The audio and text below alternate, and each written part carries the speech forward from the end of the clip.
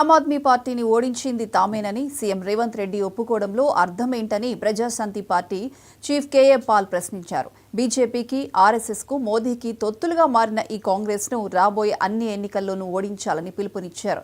దీనికోసం ప్రజలంతా తమ పార్టీతో కలిసి రావాలని కోరారు. రేవంత్ రెడ్డి సత్యాన్ని ఒప్పేసుకున్నాడు. ఢిల్లీలో ఆమ్ ఆద్మీ పార్టీ కేజ్రీవాల్ని ఓడించింది మేమే అంటే అర్థం ఏంటి? బీజేపీని గెలిపించింది మేమే అంటే అర్థం ఏంటి?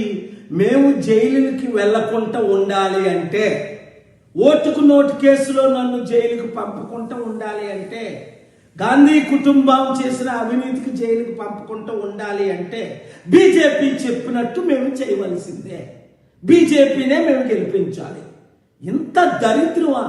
ఒక నేషనల్ పార్టీ అయి ఉండి 55 సంవత్సరాలు ఈ దేశాన్ని ఏలి మోదీకి, ఆర్ఎస్ఎస్కి, బీజేపీ తొత్తులైన ఈ కాంగ్రెస్ పార్టీని తెలంగాణ రాబోయే సర్పంచుల ఎలక్షన్లో, దేశంలో ఉన్న ప్రతి ఎలక్షన్లో చిత్తుగా ఓడించి మన ప్రజాశాంతి పార్టీ మోదీని ఢీకొనగలదు, అన్ని పార్టీల్ని ఢీకొనగలదు. కనుక రండి, కదిలి రండి, బీసీ, ఎస్సీ, ఎస్టీలారా, మోసపోకండి.